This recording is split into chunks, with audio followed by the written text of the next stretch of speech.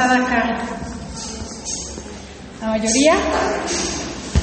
Algunos no estuvieron, pero les pregunto porque la predicación que nos compartió el pastor Joel trajo algunas un serio que eso es así porque inclusive nos compartió acerca de se acaba de morir. Lo lamento. Su regalo más preciado. Nos compartió algunos pensamientos acerca de la oración, ¿no? De la oración de fe. Y algunos, no sé, como que sí que nos quedamos así de, ¿verdad? ¿Cómo está eso? Y quienes estuvieron, pues lo pueden compartir con más detalle lo que les estoy diciendo. Pero su planteamiento que nos hizo después de un recorrido importante en 1 Corintios 15 es la oración de fe, digamos, es como el principio de un gran viaje, ¿verdad? Pero la salvación tiene su proceso y tiene su tiempo y tiene su inversión y no solamente es en ese momento iniciamos, pero hay algo que le continúa, ¿verdad? Y Él nos dio la receta, eso fue lo que me encantó. Y ese es el primer versículo que quiero compartirles o recordarles, que está en 1 Corintios 15, el versículo es el 1, y dice, además os declaro, hermanos, el evangelio que os he predicado, que digamos que la oración de fe puede ser una consecuencia de la predicación.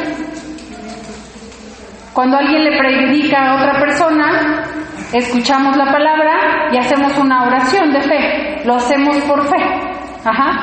Y lo hacemos porque creemos en el corazón que Jesús murió, resucitó y ahora Él está interesado en que viva en mí. Y ese es el primer paso. Entonces, alguien me predicó. Es el primer paso. Pero después dice, el cual también recibisteis. Porque hay quien nos recibe la oración, hace la oración, pero se le olvida. O sea, ese depósito como que ya no genera ningún fruto. En el cual también perseveráis. O sea que no solamente se quedó en recibir, sino que estoy perseverando. Por el cual asimismo, si retenéis la palabra que os he predicado, entonces sois salvos. Hasta entonces, hermanos. Entonces es un proceso que se lleva su tiempo. Nos predican, lo recibimos, perseveramos, lo retenemos y entonces somos salvos. Digamos entonces que lo que nos compartió el pastor Joel es algo que podríamos decir es apenas un inicio, la oración de fe. Y este pensamiento que nos compartió la semana pasada, unido a otros pensamientos, yo les compartí una predicación acerca de por qué nos vamos de la iglesia, ¿se acuerdan de esa predicación? Y les dije ahí 5 razones, ya pasamos por 4. Tengo una pendiente, hermanos, una pendiente que no les he compartido porque necesita un contexto. Y parte de lo que vamos a ver el día de hoy es ese contexto. Ese contexto se une con una pregunta que también Pablo le hace a los de Corintio y les dice, ¿no sabéis que sois templo de Dios y que el Espíritu de Dios mora en vosotros? O sea, estas dos ideas se están cruzando, ¿no? Yo vengo a la iglesia, alguien me habló, pero al mismo tiempo yo soy templo. Y lo que habita en mí es el Espíritu de Dios. Eso inicia cuando yo le digo sí al Señor, cuando alguien me predica. Pero para poder continuar en ese crecimiento, en esa expansión, en esa edificación del templo, pues necesito permanecer, necesito progresar, necesito crecer. Y entonces esto que aclara Pablo se me hace muy ilustrativo, Porque usted no se hace casa de un instante a otro. Para hacer casa, pues hay que hacer cimientos. Primero hay que buscar el lugar, luego hay que definir cómo, luego hacemos un plano, ¿no? Para hacer ese cómo. Luego decimos, aquí hay que hacer hoyo, y uno hace un cimiento, un hoyo para un cimiento, luego viene la mampostería, viene el cemento, y luego vienen las cadenas y varilla, y pues eso se lleva su tiempo, no es algo rápido. Entonces cuando dice Pablo, ustedes sois templo, entonces yo me siento como una persona que apenas cuando yo hice la oración de fe, se produjo en mí un cimiento quizás. Pero ese cimiento pues necesita un diseño, necesita un hoyo para hacer la mampostería y todo lo demás. Y entonces, conforme va creciendo ese templo, entonces ya se va viendo lo que se diseñó. Y se me hizo muy hermoso pensar en eso, hermanos, porque Dios hizo en sus pensamientos hizo planes para todos. Pero algunos le dijimos, sí Señor, construye, y algunos no. O algunos decimos sí, y yo no sé cuántas veces ustedes han visto muchas construcciones a medias. O sea que nada más están los hoyos, algunos están en cimientos, algunos están ya en obra negra, pero luego no se terminan, ahí se quedan. Algunos sin techo, algunos ya tienen techo, pero no tienen repellado o no tienen pintura. Y eso me hizo pensar en, ¿y qué clase de templo soy yo? ¿Qué clase de casa soy yo? ¿Me quedé en el plano? ¿Me quedé en el diseño arquitectónico? ¿O quizás ya estoy haciendo algunas construcciones bien firmes? Y la otra es, ¿en qué he puesto mi cimiento? ¿He puesto mi cimiento en Jesús? ¿En la roca firme? ¿O he puesto mi cimiento en mi creencia, en lo que yo alcanzo a entender, en lo que me dijeron, en lo que me contaron, en lo que alguien vivió? Y entonces mi casa no tiene el correcto cimiento. Entonces, ¿llegaré a ser eso que el Señor diseñó? Y esa es parte de las preguntas que me han estado revoloteando aquí en la mente, hermanos. Entonces me acordé de un mensaje hermoso que Dios nos da en su palabra y de personajes que vivieron una reconstrucción de un templo. ¿Ustedes saben de quién les estoy hablando? ¿De quién? De Esdras, desde Zorobabel, desde Nehemías. Son personajes que vivieron la reconstrucción de un templo. Porque ese templo lo hizo Salomón, ¿se acuerdan? Un templo majestuoso, con mucho oro, con muchas maderas hermosas de acacia, maderas que desprenden un olor, estaba precioso ese lugar.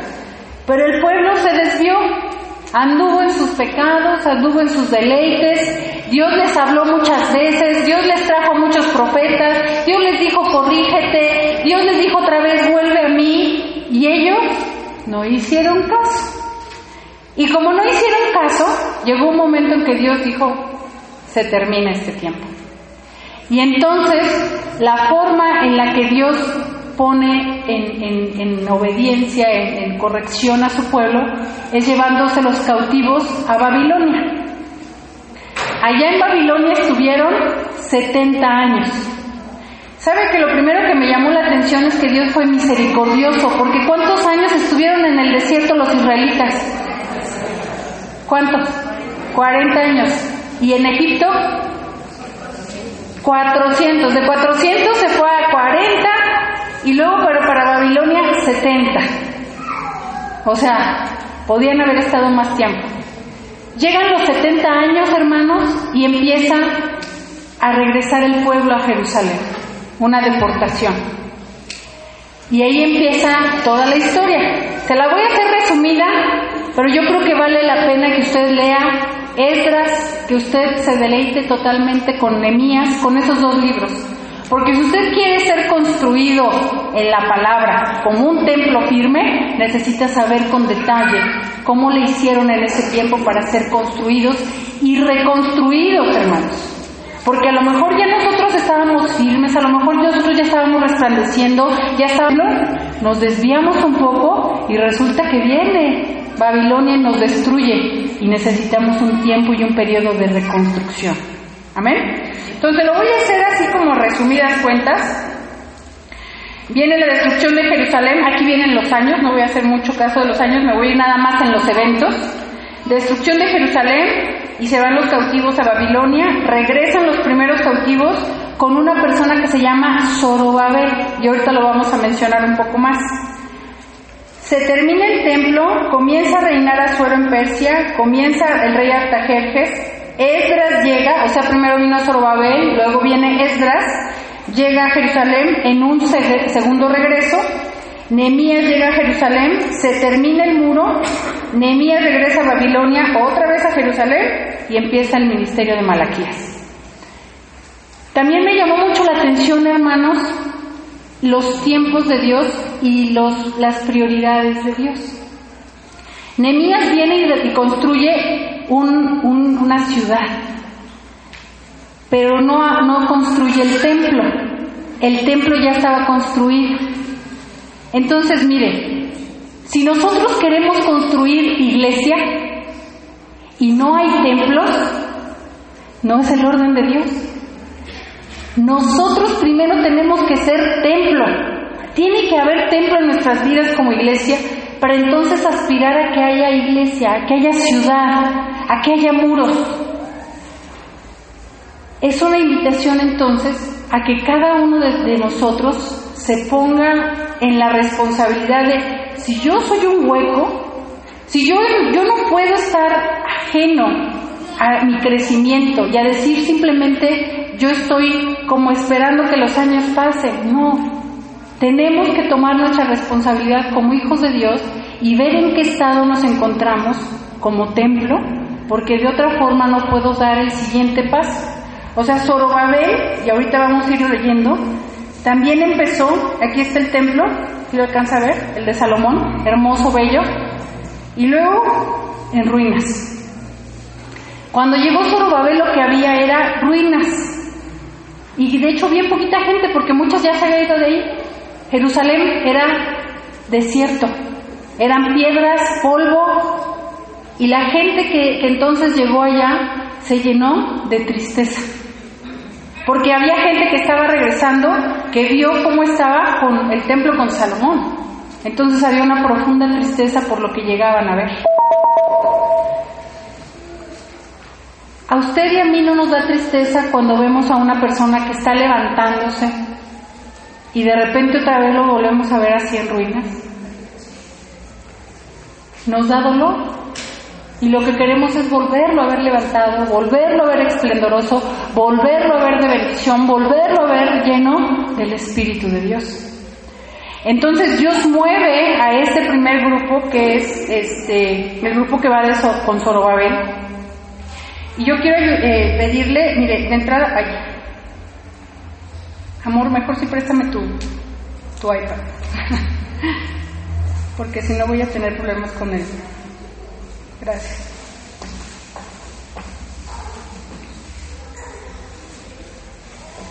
Porque lo veo muy chiquito. La cronología. Entonces hay templos hermosísimos, ¿no? Que pueden estar muy brillantes, muy lujosos, o que también pueden estar llenos de tinieblas o de dolor. Si ya nos vamos a nosotros como un templo, ¿yo cómo estoy? ¿Estoy construido? ¿Estoy lleno de vida? ¿Estoy lleno de temor? ¿Estoy lleno de ansiedad? ¿Cómo es mi vida? ¿Cómo es ese templo que tengo yo? Fíjese que aunado a esto, voy a ir dando algunas ideas. Me encontré con Mateo 12. Y usted puede ir a su Biblia, también yo tengo aquí el pasaje. Dice, cuando el espíritu inmundo sale del hombre, anda por lugares secos buscando reposo y no lo halla. O sea que cuando nosotros llegamos al Señor, puede que traigamos espíritus inmundos, unos más presentes que otros, unos más visibles que otros, unos con más evidencias que otros. Y quizás usted alguna vez ha escuchado de algún momento en el que se encuentra con una persona que tiene un espíritu inmundo y es muy agresivo, tiene mucha fuerza, destruye o rompe cosas, muchas formas se puede mostrar. Pero cuando llega Jesús, esa persona que estaba llena de espíritus, entonces la casa se limpia. Entonces dice: volveré a mi casa de donde salí. O sea que cuando llega Jesús uno queda limpio. Pero si usted no tiene muros, si usted no es un templo firme, ¿qué es lo que puede suceder? Dice la palabra de Dios, que va a volver a su casa, a donde salió, y cuando llega la haya desocupada, la haya barrida, la haya adornada, entonces va y toma consigo otros 7 espíritus peores que él, y entrados moran allí, y el postrer estado de aquel hombre viene a ser peor que el primero. Así también acontecerá a esta mala generación. Estos versículos así como que ¿de qué está hablando, no? A ver, vamos a ver si lo podemos explicar. Cuando llegamos a Jesús, nuestra condición es como esa cautividad. Estábamos en Babilonia, ¿no? Cautivos, sin Dios, sin esperanza, sumergidos en nuestros delitos y pecados. Llegamos a Dios y Él nos libera, nos limpia, nos dice: tú eres el templo y tú eres una casa. Y empezamos, o podemos tomar la decisión de no empezar, de no retener, de no continuar con esa construcción del templo. ¿Qué va a pasar con esa persona, hermanos? Va a venir otra vez los demonios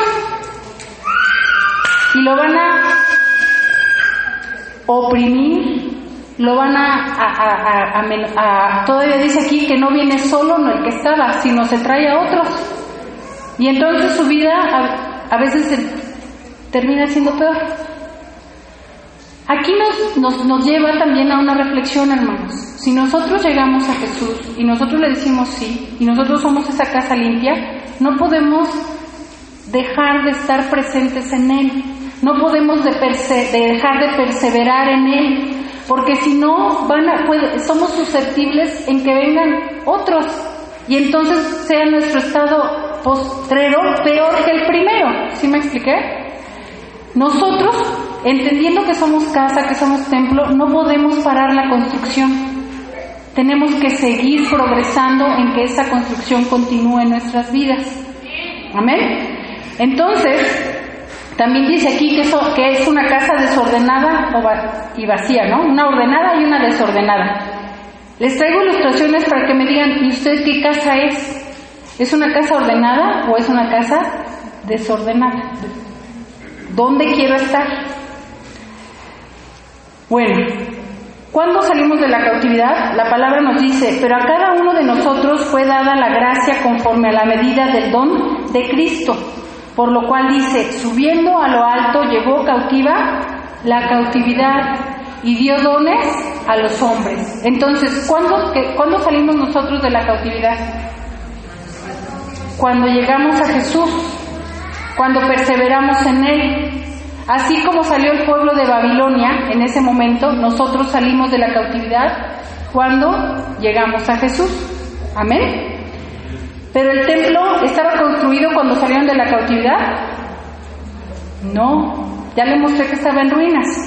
Entonces, hay un trabajo que nosotros tenemos que hacer. Amén. Entonces, ¿qué trabajo hizo Esdras? ¿Qué trabajo hizo Zorobabel? ¿Qué trabajo hizo Nehemías? Y es de lo que les voy a hablar. Esdras confió en que Dios iba a levantar una vez más ese templo. Zorobabel igual. El primero que llegó entonces fue Zorobabel. En la primera deportación fueron casi 50,000 personas las que hicieron el primer viaje de Babilonia a Jerusalén. Y lo primero que hicieron, quiero que me acompañe a Esdras capítulo 3. Esdras capítulo 3. Y vamos, desde el capítulo 3 en adelante, solamente vamos a ir viendo algunos versículos, no vamos a ir viéndolos todos. Lo que quiero dejarle el día de hoy es, si yo quiero ser ese templo que se está construyendo, ¿cuál debiera ser mi camino a seguir? ¿Cuáles deben ser esos primeros pasos para que yo pueda pasar de cimientos o de un plano a empezar a ver que estoy creciendo, que estoy siendo edificado? ¿Amén? Entonces, lo primero que hicieron, dice el versículo 3, y colocaron el altar sobre su base, porque tenían miedo de los pueblos de las tierras y ofrecieron, ¿qué? Holocausto. Lo primero que hicieron fue restaurar el altar. No llegaron y hicieron las paredes del templo, hermanos. Lo primero que hicieron las personas que se fueron, que fue Zorobabel y estas 50,000 personas, fue restaurar el altar y ofrecer sacrificios a Dios. Cuando nosotros miramos en la Biblia, lo que Dios está buscando es que tú y yo hagamos lo mismo. Que lo primero que tú y yo construyamos en nuestras vidas es ese altar, es esa relación con Dios, es ese lugar donde tú vas y lo buscas en oración, en ruego, cuando tú vas y buscas a través de la palabra que Él se revele a tu vida. Si tú no tienes ese primer punto cubierto, hermano, no estás construyendo ese templo que puede haber en ti. ¿Sí me estoy explicando? O sea, si yo no oro, si yo no leo palabra, si yo no ayuno, si yo no tengo una convivencia de manera continua con Dios a través de la oración, yo no estoy teniendo altar. Tú no estás construyendo el templo. A lo mejor tú estás en las paredes, pero lo primero que hicieron los que fueron deportados de Babilonia y regresaron a Jerusalén fue construir el altar. Y eso es lo mismo que nosotros como hijos de Dios tendríamos que estar haciendo. ¿Amén? Luego, ¿qué más estuvieron haciendo? Cantaban y alababan y daban gracias a Jehová diciendo, porque Él es bueno, porque para siempre es su misericordia sobre Israel. Y todo el pueblo aclamaba con gran júbilo, alabando a Jehová, porque se echaban los cimientos de la casa de Jehová. Hasta ese momento apenas estaban echando los cimientos, pero ellos lo que estaban haciendo era alabar. Entonces, ingrediente número 1, levanta tu altar. Ingrediente número 2, alaba al Señor. Reconoce lo que Él es bueno. Y entonces dice aquí, vamos a echar cimiento. ¿Amén? ¿Qué otra cosa empezaron a hacer? Capítulo 4. Fueron intimidados. El pueblo de la tierra, el pueblo que estaba allí, intimidaba al pueblo de Judá y lo atemorizaba. ¿Para qué? Para que no edificara. Esto, haciendo un símil con nuestras vidas, puede sonar semejante. Cuando tú empiezas a tener una vida de oración, cuando tú empiezas a alabar a Dios, cuando empiezas a buscar que los cimientos vengan en tu vida, va a venir oposición. Va a venir esa intimidación, va a venir quien te va a decir eso no sirve, eso que tú estás haciendo no te va a llevar a ningún lugar bueno, solo estás perdiendo el tiempo, eso es otra religión más, y van a querer dejar que tú pares la construcción, así como fue con Esdras en ese tiempo. Entonces se va a levantar gente para que no puedas tú continuar en la edificación del templo. Entonces, amados hermanos, fíjese que esto también tiene diferentes edictos. Dice el Esdras 4:13, ahora sea notorio al rey que si aquella ciudad fuere reedificada y los muros fueren levantados, no pagarán tributo, impuestos, rentas, y el erario de los reyes será menoscabado. Eso es lo que les estaban diciendo las personas del pueblo al rey que en ese momento estaba. Si tú permites que el pueblo de Jerusalén, el pueblo de Judá, el pueblo de Israel construya su templo y luego le ponga muro, va a ser un pueblo fuerte, va a ser un pueblo que no va a darte más impuestos, va a ser un pueblo que tú ya no vas a poder controlar. Cuando yo leí este texto, hermanos, la verdad es que a mí me vino a la mente que eso es lo que dice el diablo en muchas veces. ¿Por qué? Porque si tú y yo nos levantamos, si tú y yo somos templo, si tú y yo hacemos iglesia con muros fuertes, entonces el diablo está diciendo, ya no me van a servir, ya no me van a dar impuesto, ahora ¿quién va a ayudarme a hacer lo que yo tengo que hacer en ese lugar? Entonces es como un símil espiritual lo que yo quiero transmitirles con este versículo. Si tú estás levantándote como templo de Dios, vas a tener oposición, va a haber gente que te va a intimidar, va a haber gente que va a ir a buscar inclusive ayuda con otros para decir, tú no tienes que seguir haciendo lo que estás haciendo, no tienes que orar, no tienes que ayunar, no tienes que buscar el orden de Dios en tu vida. Porque ahí hay una lucha que también se está dando con el príncipe de este mundo, que es Satanás, que no quiere que tú y yo estemos firmes. Y antes de que tú y yo seamos firmes, lo que quiere es destruirnos.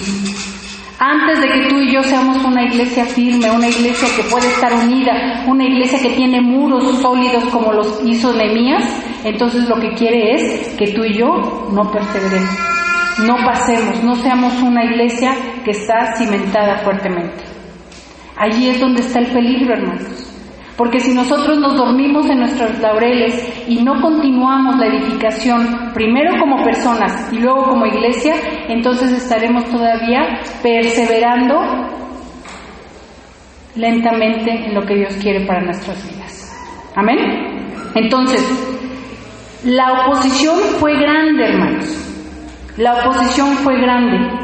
Entonces, sigue la historia y nos dice que en el capítulo 4, en el versículo 23, dice que entonces cuando la copia de la carta del rey Artajerjes fue leída delante de este personaje, secretario y sus compañeros, fueron apresuradamente a Jerusalén a los judíos y les hicieron cesar con poder y con violencia. Aquí vemos que al final esa estrategia del diablo para frenar la obra dio fruto y se detuvo la obra. Quiero externarte esa preocupación que tengo de el que genera todo el control del mundo en esta tierra, que es el demonio y todos sus Satanás y todos sus demonios, que obviamente están diciendo, vamos a hacer cesar la obra de la iglesia El Refugio, vamos a meterles temor, vamos a meterles pleito, vamos a meterles duda, vamos a estar allí haciendo todo lo posible para que no sirvan al Dios Altísimo y entonces sirvan a todos los otros deleites que pudiera haber.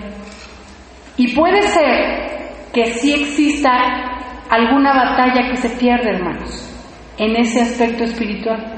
Y temporalmente puedo decir, se detiene, no hay más obra. No sabemos, hermanos.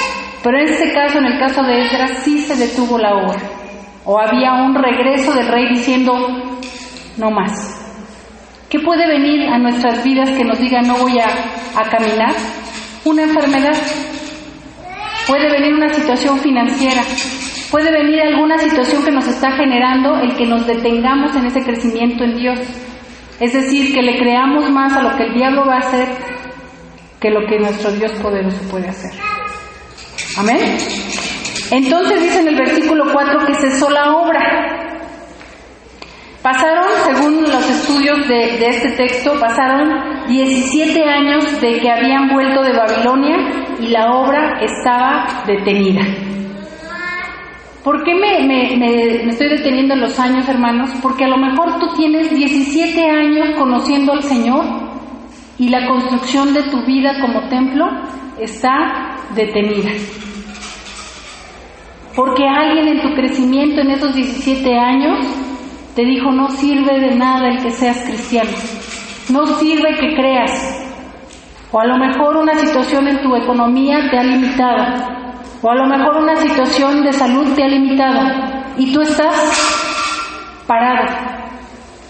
Ha sido más fuerte lo que has escuchado del mundo que de lo que Dios te ha dicho para reconstruir el templo, para reconstruir tu vida. En Esdras hubo 2 profetas, Ageo y Zacarías, que fueron usados por Dios para decirle, ustedes pueden, levántense, no es con espada. Vamos a leer los textos. Zacarías 4:6. Vamos a leerlo porque no los traigo acá.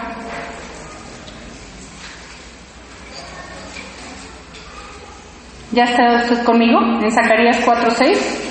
Dice, entonces respondió y me habló diciendo, esta palabra de Jehová a Zorobabel que dice, no con ejército ni con fuerza, sino con mi espíritu, ha dicho Jehová de los ejércitos. ¿Quién eres tú, oh gran monte, delante de Zorobabel? Serás reducido a llanura. Él sacará la primera piedra con aclamaciones de gracia, gracia a ella. Dios levantó profetas en ese tiempo porque venía la oposición para la construcción del templo y levanta a Zacarías y le dice, no con ejército, no con fuerza, sino con mi espíritu.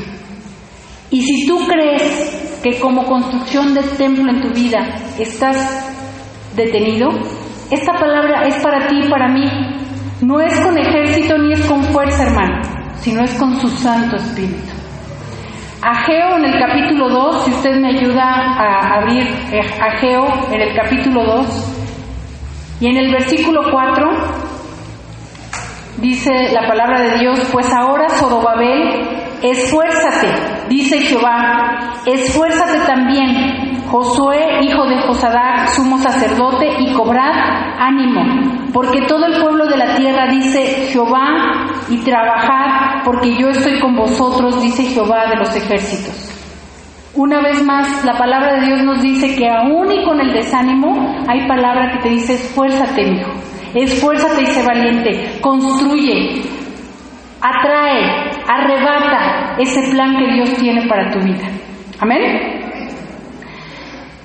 ¿Qué pasó después de que recibieron esa palabra de parte de Dios? En el capítulo 5, dice, entonces se levantaron Zorobabel, hijo de Salatiel, y Jesúa, hijo de Josadac, y comenzaron a reedificar la casa que estaba en Jerusalén, y con ellos los profetas de Dios que le ayudaban. Aquí vemos entonces a Zorobabel que escuchó la palabra de Dios, ¿y qué hizo? ¿La hizo a un lado o la tomó? La tomó, ¿verdad? Y entonces dijo, yo voy a reconstruir, a pesar de lo que me están diciendo de Babilonia que no construya, yo lo voy a hacer. Y vemos, hermanos, que vuelve otra vez la oposición. Vuelve una vez más la oposición y vuelven otra vez a decirle, vuelve a parar esa obra, Zorobabel.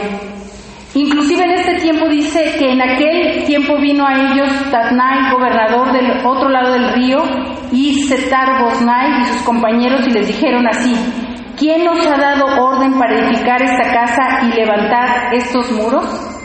Vuelve otra vez la oposición. ¿Qué es lo que hacen ellos? Ellos lo que dicen es, nosotros sabemos que hay un edicto y deben ustedes de revisar las memorias del rey, porque en ese momento el rey dijo, nosotros debemos de reconstruir esa casa. En Esdras 5:17 dice, y ahora, si el rey le parece bien, busques en la casa de los tesoros del rey que está allí en Babilonia. Si es así, que por el rey Ciro había sido dada la orden para reedificar esta casa de Dios en Jerusalén, y nos envía a decir la voluntad del rey sobre esto. Otra vez trayéndolo a nuestras vidas, hermanos. Nosotros somos templo, empezamos a reconstruir, viene la oposición, vuelve la palabra de Dios y nos dice construye, vuelve a levantarse la oposición. ¿Les pasa a ustedes también? O sea que parece que vamos, pero luego regresamos y luego volvemos a ir y venimos a la palabra y nos vuelve a alentar la palabra y otra vez volvemos. Esto es, les diría yo, normal, hermano, lo estamos viendo aquí. Cuando se construyó el templo hubo mucha oposición y usted y yo tenemos que perseverar. Esta parte que yo les estoy leyendo de verdad me quebrantó, porque cuando dicen ve y busca en las memorias del rey, ellos fueron y buscaron. ¿Y qué encontraron? Encontraron que en el primer año del rey Ciro, el rey Ciro dio la orden para que se construyera esa casa y que se construyera con sus dineros. O sea, en ese momento podemos ver cómo no solamente descubren que sí había un edicto de parte del rey para que construyeran. Esto ya había pasado muchos años, hermanos, más de 20 años. Y la oposición estaba ahí en medio, y en esta segunda oposición que vemos, lo que encontramos es que dicen, ve y busca en las memorias del rey. Y eso me quebrantó mucho, hermanos, porque ¿qué tenemos que hacer cuando se levante la oposición una vez más, cuando estamos construyéndonos como templo, como personas siendo un templo? Debemos de ir y buscar la palabra de Dios, las memorias del rey. Y las memorias del rey están descritas en nuestras Biblias, hermanos. Y allí lo que te vas a encontrar en esas memorias del rey es que no solamente te está diciendo, ve y escribe, ve y haz ese templo, sino lo que te está diciendo Dios es, y yo te doy los recursos para que lo hagas. Eso de verdad me quebrantó aquí en el corazón, porque el Señor en su palabra no solamente nos dice échale ganas, sino nos da los recursos para poder construirnos en Él. Entonces ellos regresan, se empieza a construir esa casa de Dios y lo que querían era cumplir ese edicto que el rey había hecho. Entonces, amados hermanos, aquí vemos que al final lo que están edificando cumple con lo que el profeta Ageo, el profeta Zacarías habían dicho, de que tienen que edificarse, tienen que perseverar, no es con espada, no es con ejército, sino es con mi Santo Espíritu. Amén. Entonces, después de todo ese tiempo, hermanos, pues el templo se acabó. Y el templo estaba con el altar y estaba construido con los materiales que les dieron a razón de que habían visto que sí había un edicto. Pero el templo, la verdad es que no estaba muy bonito. Estaba ahí más o menos. Y eso llega a oídos de Esdras. Él todavía estaba allá. Y Esdras es un personaje importante, es un escriba, que también gracias a Dios, él halla gracia delante del rey Artajerjes, y entonces él le da recursos para ir y mejorar el templo. Y Esdras se lleva a 6,000 personas más. Y entonces llegan a Jerusalén y continúan embelleciendo y corrigiendo y modificando el templo de Dios. ¿Qué quiero transmitirte, hermano? Que si tú no estás interesado en construir el templo, nada va a pasar. Pueden pasar años, la oposición viene, te convence de que no sirves, de que no eres hijo, la religiosidad nos mata. La familia que tenemos, que de repente es una oposición constante, tú tienes que seguir perseverando. Y aún y con que parece que estás de pie, no debes de pararte. Debes de seguir buscando que esa definición en tu vida, que ese embellecimiento del templo que tú y yo somos, se continúe, permanezca. ¿Amén? Entonces, aquí en este versículo, ya estamos en capítulo 8, dice que él le dio vergüenza pedirle al rey tropas porque iba a llevar mucho dinero para llevarlo al templo y embellecerlo. ¿Qué fue lo que hizo? Se puso a ayunar y le pidió a Dios que lo guardara. Eso también me dice, hermanos, hay veces que tú y yo sentimos vergüenza de pedir ayuda. Cuando nos sentimos que no somos un templo muy vistoso, muy bonito, cuando a lo mejor yo tengo una prueba, es sorprendente, pero hay momentos en los que preferimos ocultarnos, nos da vergüenza nuestra condición y nuestra vida, y entonces no pedimos ayuda. Y aquí lo vemos con Esdras. Esdras no pidió ayuda del rey, pero sí hizo algo muy importante. Dice que ayunó y que pidió ayuda a Dios Todopoderoso. Cuando él hace eso, entonces llega exitosamente a Jerusalén. ¿Qué quiero decirte, hermano?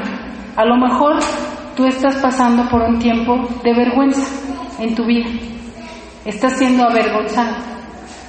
Y quizás la situación en la que tú estás viviendo te puede dejar allí medio congelado y no continuar embelleciendo el templo que tú eres para Dios. ¿Qué tienes que hacer? Lo que hizo Esdras. Hay que ayunar, hay que buscar a Dios y Dios te va a respaldar, y dice aquí la palabra, y va a ser propicio para tu vida. ¿Amén? Bueno, les voy a hacer un resumen así muy general. Está Zorobabel, está Jesúa, está Esdras, está Nehemías. Tienen una misión, tienen oposición, hay una desviación del pueblo y hay una rectificación.